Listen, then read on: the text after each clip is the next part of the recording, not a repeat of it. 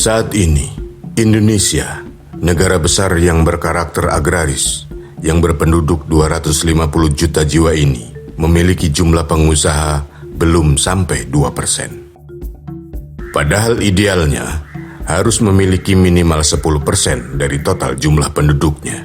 Artinya, kita masih kekurangan pengusaha sebanyak 20 juta lagi. Jika kita menginginkan bangsa ini cepat maju, maka harus secepatnya mencetak petani muda dan pengusaha sebanyak mungkin. Dan berkebun buah naga lah salah satu alternatif peluang bisnisnya.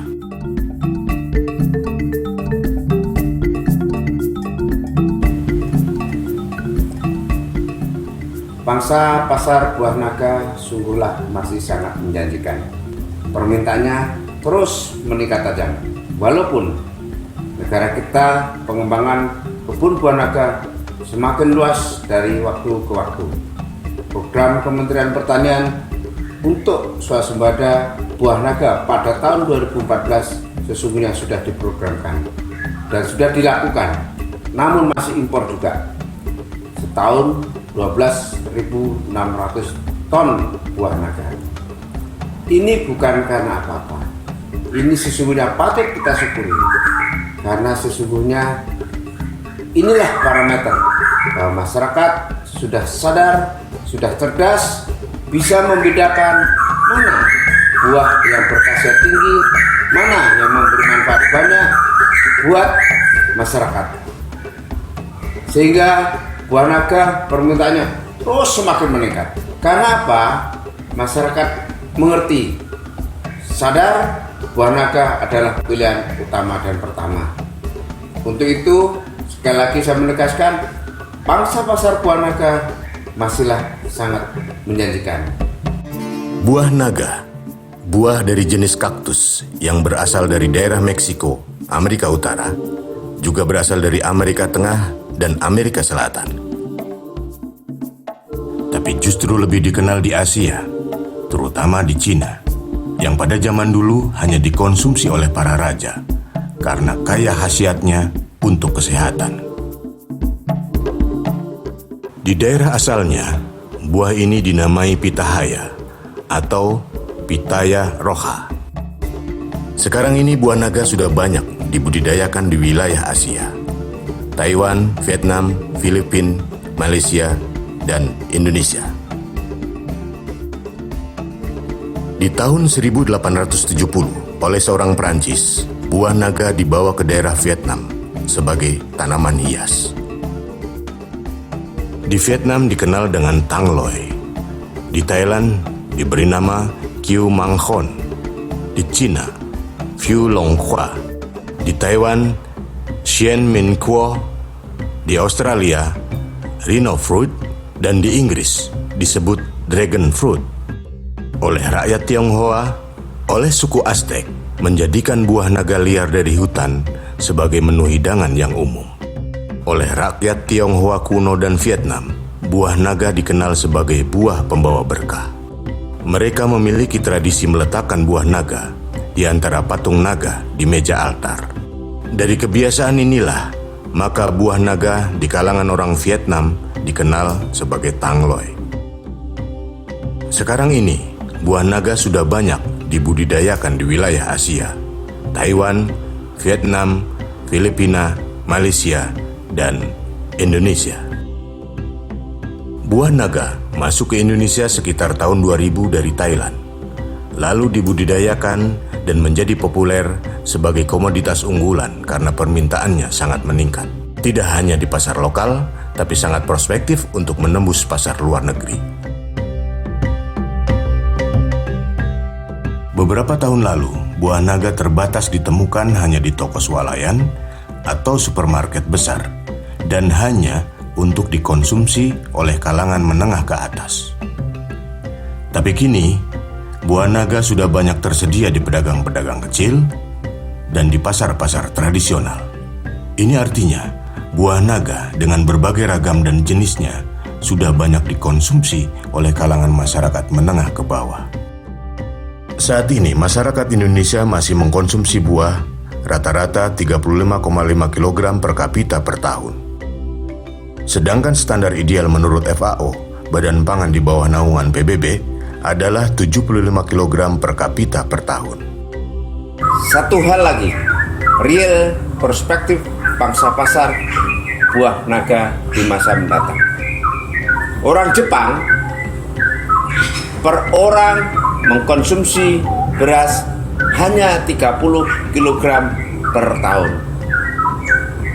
Itu pun negaranya maju.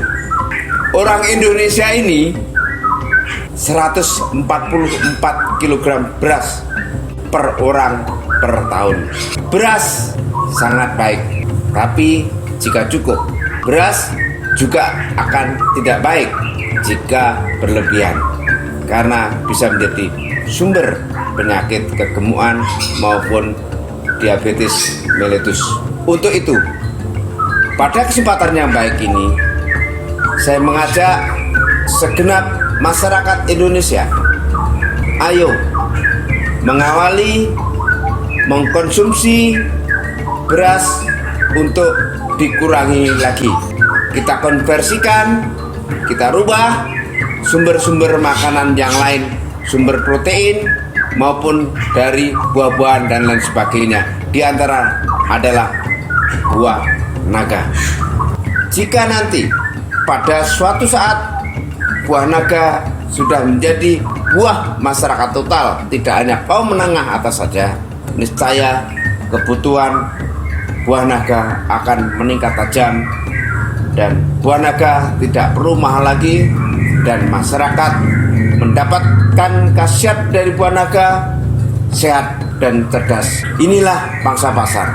Jika bertambah per kapita 20 kg buah naga per tahun saja, kali jumlah penduduk yang 10 tahun lagi 300 juta, berapa ratus ribu hektar lagi kita harus membangun kebun buah naga yang terkenal banyak khasiatnya ini.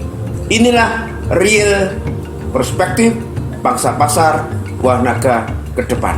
Total investasi buah naga per hektar kalau di Jawa, mulai dari beli tanah sampai menanam sampai kondisi seperti sekarang ini, menghabiskan anggaran kurang lebih 1 miliar. Tetapi jika di luar Jawa, seperti contohnya di Kalimantan, Pangkalan Bun ini, cukup dengan 150 juta sudah jadi seperti ini.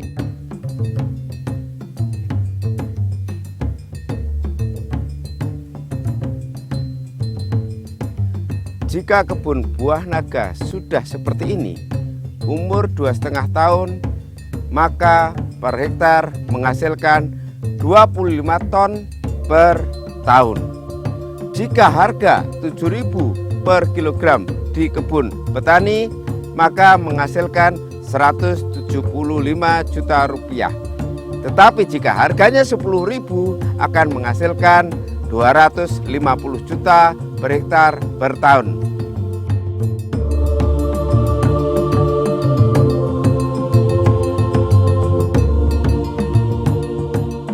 Jalur pemasaran buah naga sangat sederhana. Dari petani produsen, buah naga dijual ke toko buah segar, atau ke pasar swalayan, atau langsung dipasarkan ke konsumen. Morfologi tanaman buah naga terdiri dari akar, batang, duri, bunga, dan buah. Akar buah naga hanyalah akar serabut yang berkembang dalam tanah, pada batang atas sebagai akar gantung. Akar tumbuh di sepanjang batang pada bagian punggung sirip di sudut batang. Pada bagian duri akan tumbuh bunga yang bentuknya mirip bunga wijaya kusuma. Bunga yang tidak rontok berkembang menjadi buah. Buah naga bentuknya bulat, agak lonjong seukuran dengan buah alpukat. Kulit buahnya berwarna merah menyala untuk jenis buah naga putih dan merah, berwarna merah gelap untuk buah naga hitam, dan berwarna kuning untuk buah naga kuning. Di sekujur kulit dipenuhi dengan jumbai-jumbai yang dianalogikan dengan sisik naga. Oleh sebab itu, buah ini disebut buah naga. Batangnya berbentuk segitiga. Durinya sangat pendek dan tidak mencolok, sehingga sering dianggap kaktus tak berduri. Bunganya mekar pada awal senja jika kuncup bunga sudah berukuran sekitar 30 cm. Mahkota bunga bagian luar yang berwarna krem mekar sekitar pukul 9 malam. Lalu disusul mahkota bagian dalam yang putih bersih, meliputi sejumlah benang sari yang berwarna kuning. Bunga seperti corong itu akhirnya terbuka penuh pada tengah malam. Karena itu, buah naga dikenal sebagai night blooming serious. Saat mekar penuh, buah naga menyebar bau yang harum.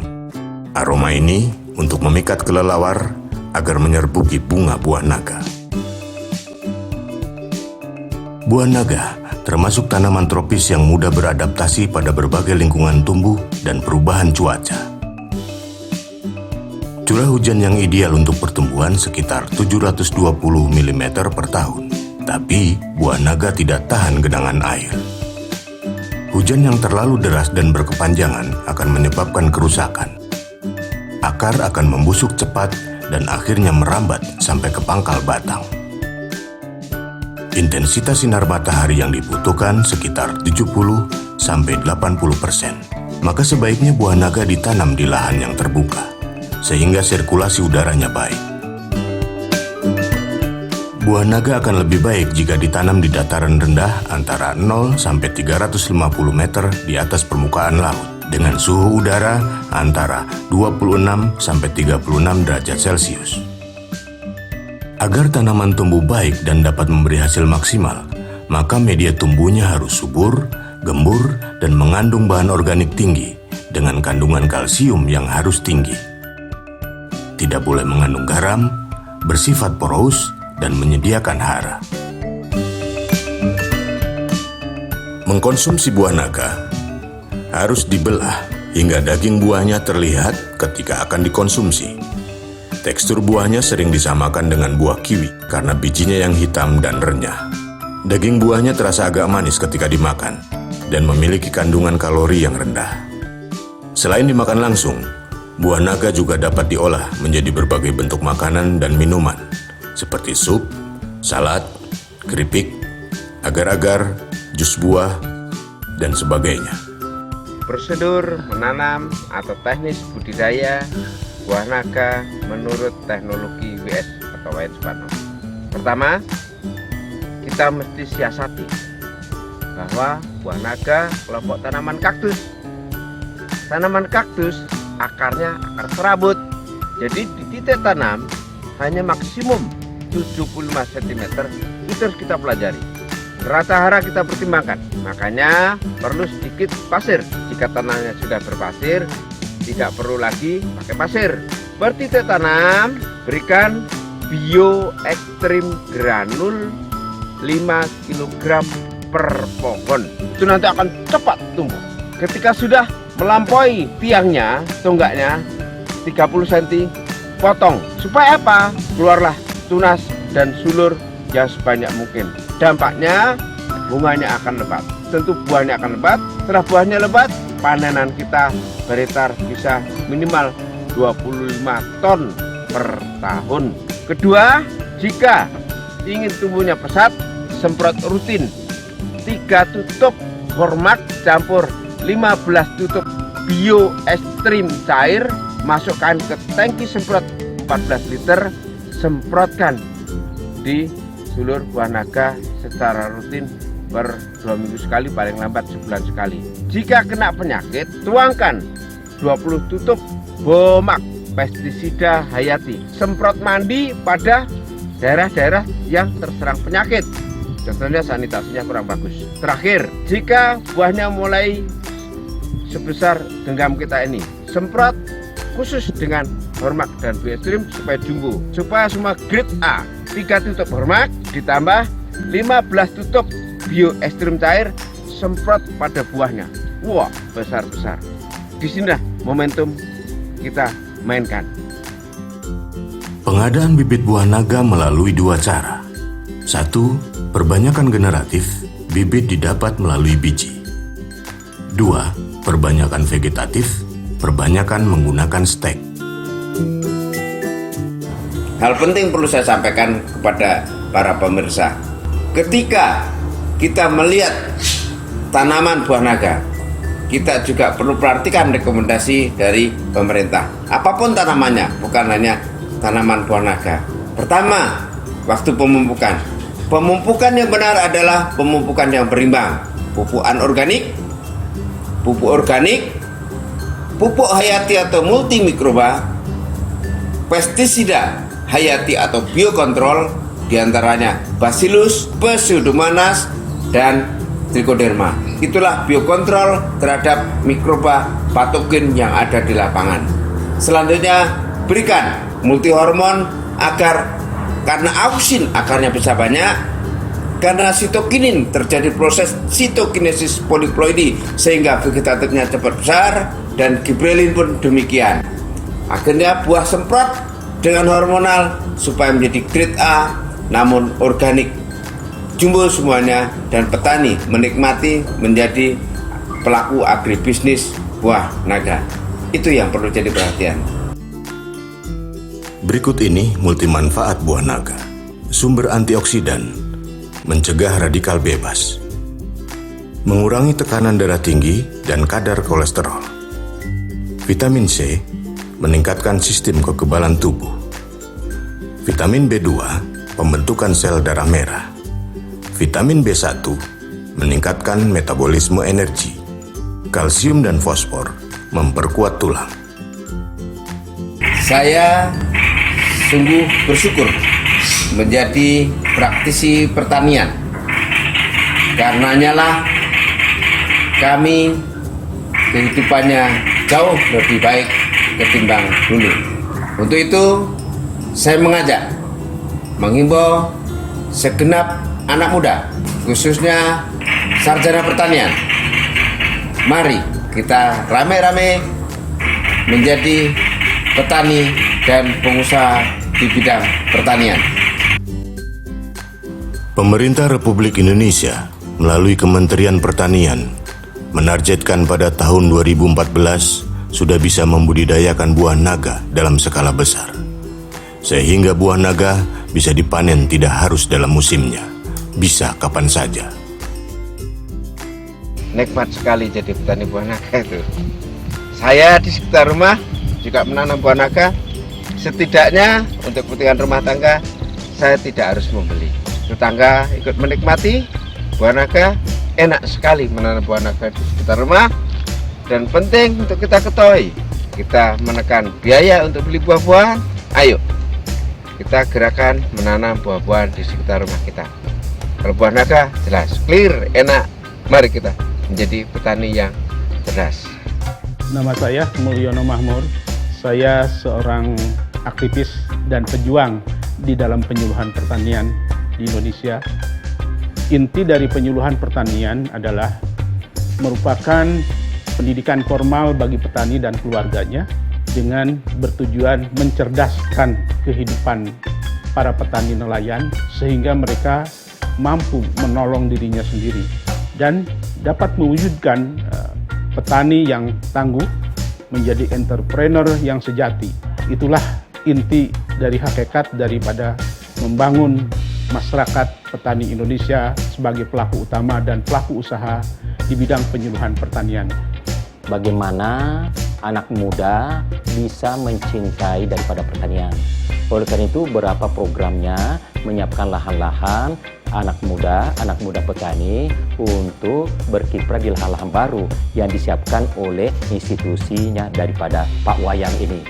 Nah, yang kedua adalah juga menyiapkan sarana-sarana produksi yang mudah dibuat, terjangkau, murah harganya, yang dapat diimplementasikan di dalam pertanaman sehingga pertanaman dapat tumbuh produktivitas tinggi. Kemudian juga Pak Wayan sangat konsen bagaimana sarjana-sarjana pertanian sungguh-sungguh mengusahakan pertanian pada skala yang lebih besar, 1.000 hektar, 2.000 hektar, 500 hektar, dan berbagai macam jenis pertanaman. Tentu ini himbauan yang bagus sekali karena disadari bahwa sepertinya alumni pertanian itu tidak bergerak dan berkecimpung di pertanian. Semuanya ada di mana-mana kecuali di bidang pertanian. Itu yang diinginkan oleh Pak Wayan. Akhirnya Pak Wayan mengharapkan bahwa programnya ini bisa lebih dibesarkan, bisa menjadikan daripada kebijaksanaan daripada pemerintah bagaimana membangun lahan-lahan baru, bagaimana anak muda itu dapat bekerja mencintai pertanian, dan bagaimana alumni pertanian terjun di bidang pertanian. Dan itulah Wayan Supatno. Pada kesempatan yang baik ini, saya atas nama segenap petani hortikultura, khususnya petani buah naga, memohon dengan segala hormat kepada pemerintah, kiranya di sentra-sentra produsen buah naga dibangun cold storage atau lemari pendingin penyimpanan pasca panen. Ini sangatlah penting buat kami untuk mencegah proses pembusukan ketika panen raya.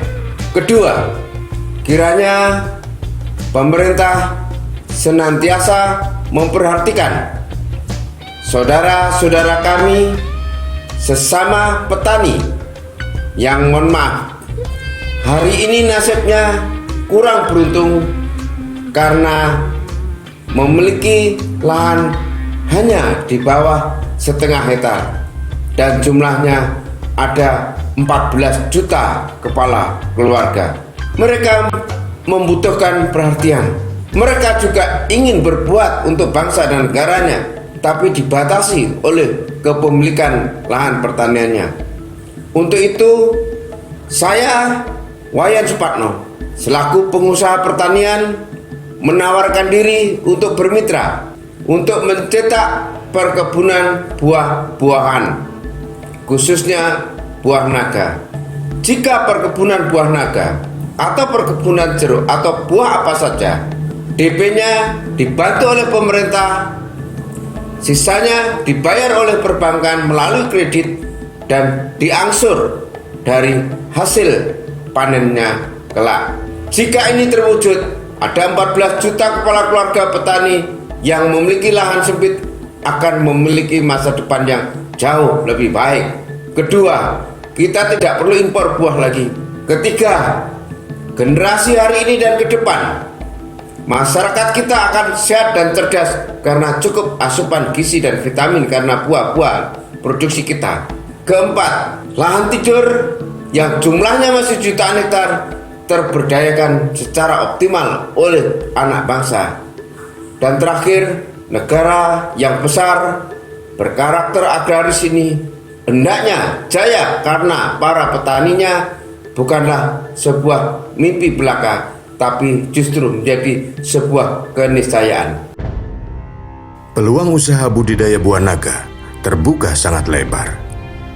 Jika ketersediaan lahan sekaligus pelaku-pelaku usahanya pun ada, dalam hal ini para petani, maka sangatlah mungkin dalam waktu yang tidak lama lagi buah naga akan menjadi primadona usaha pertanian di negeri agraris ini, negeri Gemah Ripah Lojinawi ini, negeri kita, Indonesia Raya.